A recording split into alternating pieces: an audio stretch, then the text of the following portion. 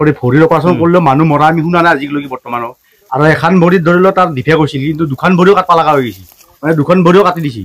কাৰণ কি কাৰণত কাটছি দুখন ভৰি সেইটো গম নাপাওঁ বিশেষ, কিন্তু প্লাছত সন্দেহ হ'ল যে কি আমাৰ বোলে বহুতে ক'লে যে পেটটো চাওকচোন কি হ'ব পাৰে সেনেকে ক'লে। বা হাগিছ পিন্ধে থৈ দিয়া আছিল, হাগিছটো যেতিয়া আমি অলপ চাইড কৰি চালোঁ, চাওঁতে এইফালে দেখা পালোঁ সিহঁতি বৈদ্য চিলাই ফেঞ্চিমেন।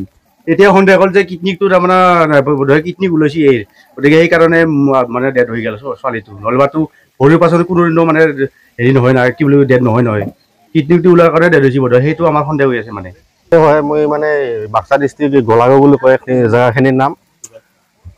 মানে 20 তাৰিখে ৰাতিপুৱা 10 মান বজাত মানে ডেড বডিটো অহাৰ খবৰ পাই আমি আহিলোঁ আৰু আহি চোতালকলৈকে আনিলোঁ বাৰু, ঠিকেই আছে। মানুহখিনি যিখিনি সৎকাৰ কৰা অলপ নিয়ম থাকে সেইখিনি কৰিলে। তাৰপিছত আমি সৎকাৰ কৰাৰ কাৰণে মানে শ্মশানত নিয়া গ'ল। তাতে মানে গাঁটা চাটা খান্দি মানে ডেড বডিটো তাতে পুতাৰ সময়ত মানে কিছুমানে ক'লাক আৰু পেটটো চালি ভাল হয় নেকি, আৰু ক'বাই কিবি কেনেকৈ অপাৰেশ্যন কৰলাক এতিয়া মানে চাবা বিচাৰিলাক। আমিও সেইমতে বেণ্ডেজ চেণ্ডেজ খুলি দেখা পালোঁ যে হাগিছৰ তলত মানে য'ত মানে কিডনী থাকে ইয়াতে মানে চিলাই কৰা মানে দেখা পালোঁ। দেখা পাই আমি আৰু হতম্ব হৈ গ'লোঁ আৰু ৰাইজখিনি, আৰু মানে কিনো কাটা আছে ইয়াতে।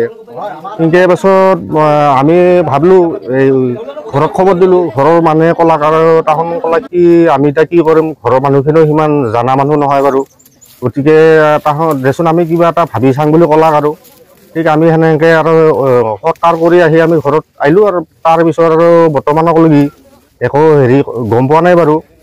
এটা কথা হ'ল কি, কিডনীটো কিয় কাটলাক আমাৰ সন্দেহ সেইটোৱে হৈ আছে। বেমাৰটো আছিল ভৰি অপাৰেশ্যনৰ কাৰণেহে নিয়া গৈছিল। এতিয়া তাকেতো সন্দেহৰ আৱৰ্তত আছে, মানে কিডনীটো চুৰ কৰা বুলি আমি সন্দেহ হৈ আছে এতিয়া। তাৰে মাজত এতিয়া কিছুমান মানুহ জড়িত হৈ থাকিব পাৰে, আমি সিমান জানাও নাই। এতিয়া তাকেতো আমি এটা সুবিচাৰ পালে ভাল হয়, দোষীয়ে যাতে শাস্তি পায় তাকে বিচাৰোঁ আমি ৰাইজে। ৰং একদম 100% ৰং ট্ৰিটমেণ্ট হোৱাৰ কাৰণে মানুহ ছোৱালীজনী ঢুকাই গ'ল। আৰু ছোৱালীজনী একদম ভাল হেৰি সুস্বাস্থ্য আছিল, হঠাৎতো কিবা মৃত্যুবৰণ কৰিব লগা হোৱা নালাগিছিল আচলতে। একদম চেহেৰা পাতি ভালে আছিল। আৰু ভৰিৰ অপাৰেশ্যনত মানে কঁকালত কাটাৰ কোনো অৰ্থ নাথাকে নহয়, আমাৰ সেইটো তাৰমানে সেই হৈছে আৰু। মোৰ নাম মঞ্জিত দাস, মই মোৰ নিজৰ ভাগিন গোলাঘাট গান্ধীনগৰৰ। তেখেতক আমি এই ভৰি অপাৰেশ্যন কৰিবলৈ নিছিলোঁ, কিন্তু 4টা বজাত আমাৰ ভৰি অপাৰেশ্যন হ'ল। তাৰপিছত আমাক ICU সোমাই দিলে।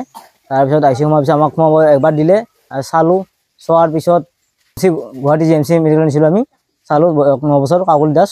তাৰপিছত আমাক একবাৰ সোমাই দিলাক, চালোঁ, তাৰপিছত এটা ৱাৰ্ড লাগি আছে, মই আগতে গম পাইছোঁ নাবাচে বুলি। তাৰপিছত আপোনাৰ 4টা বজাত মাতিছে এবাৰ, এতিয়া আজি কৈছে যে আমাৰ ৰোগীজনৰ অৱস্থা খুবেই বেয়া, আৰু 4:30 মাতিছে, আমি ভাল খবৰ দিব নোৱাৰিম বুলি কৈছে। তাৰপিছত আমাক আৰু দেৰিকৈ কৈছে আপোনাৰ ডেথ হৈ গ'ল। আৰু তাৰপিছত আমি একো